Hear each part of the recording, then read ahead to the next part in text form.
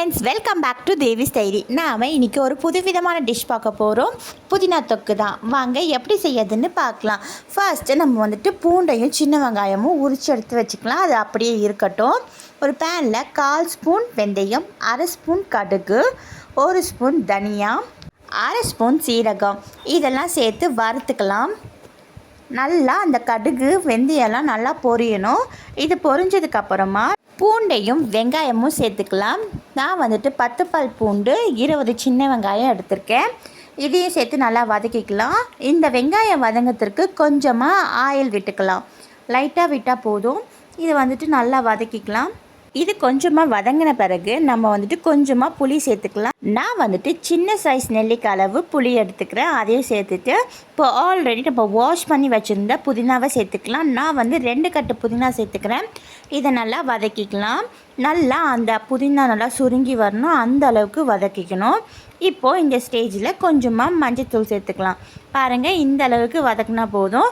இப்போ வந்து இதை ஆற வச்சுட்டு மிக்ஸி ஜாரில் சேர்த்துட்டு கொஞ்சமாக தண்ணி விட்டு அரைச்சிக்கலாம். நல்லா ஃபைன் பேஸ்ட்டாக அரைச்சிக்கணும். பாருங்கள், இந்த மாதிரி அரைச்சி எடுத்துக்கணும். இப்போது அதே பேனில் தாராளமாக நல்லெண்ணெய் விட்டுட்டு நல்லா எண்ணெய் சூடான பிறகு கடுகு கருவேப்பிலை சேர்த்து பொரிஞ்ச உடனே காரத்துக்கு ரெட் சில்லி பவுடர் 2 ஸ்பூன் சேர்த்துக்கிறேன். இதை நல்லா மிக்ஸ் பண்ணிக்கலாம். சிம்லேயே வச்சு வதக்கிக்கணும், இல்லைன்னா கருகிடும். அதுக்கப்புறமா நம்ம அரைச்சி வச்சுருந்த பேஸ்ட்டு இதில் சேர்த்துக்கலாம். கொஞ்சமாக தண்ணி விட்டும் சேர்த்துக்கலாம். இப்போது இது நல்லா மிக்ஸ் பண்ணி விட்டுக்கலாம். நல்லா மிக்ஸ் பண்ண பிறகு இதுக்கு தேவையான அளவு உப்பு சேர்த்துக்கலாம். அப்புறமா கொஞ்சமாக பெருங்காய பவுடரும் சேர்த்துக்கலாம். இதெல்லாம் சேர்த்துட்டு நல்லா மிக்ஸ் பண்ணிக்கலாம். இது நல்லா கொதித்து சுண்டி வரணும், நல்லா ப்ரௌன் கலரில் மாறணும். அந்த ஸ்டேஜில் நம்ம வந்துட்டு கொஞ்சமாக வெல்லம் சேர்த்துக்கலாம். பாருங்கள், இந்த அளவுக்கு வெல்லம் சேர்த்துட்டு நல்லா மிக்ஸ் பண்ணிக்கலாம். நல்லா எண்ணெய் பிரிஞ்சு வரணும். அப்போ தான் இந்த தொக்கு வந்துட்டு நம்ம 1 மாதம் இல்லை 2 மாதம் வரைக்கும் கெடாமல் நல்லா ஸ்டோர் பண்ணி வச்சுக்கலாம். பாருங்கள், இந்த ஸ்டேஜ்லேயே வந்துட்டு நம்ம இறக்கிடலாம்.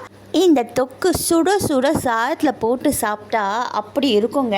இது வந்து சாதத்துக்கு மட்டும் இல்லைங்க, இட்லி தோசை சப்பாத்திக்கெலாம் அட்டகாசமாக இருக்கும். நான் வந்து ராகி தோசைக்கு ட்ரை பண்ண சூப்பராக இருந்துச்சு. நீங்களும் ஒரு வாட்டி ட்ரை பண்ணிவிட்டு எப்படி இருந்துச்சுன்னு கமெண்ட் பாக்ஸில் கமெண்ட் பண்ணுங்கள். மறக்காமல் நம்ம சேனலை சப்ஸ்கிரைப் பண்ணிடுங்க. பாய்.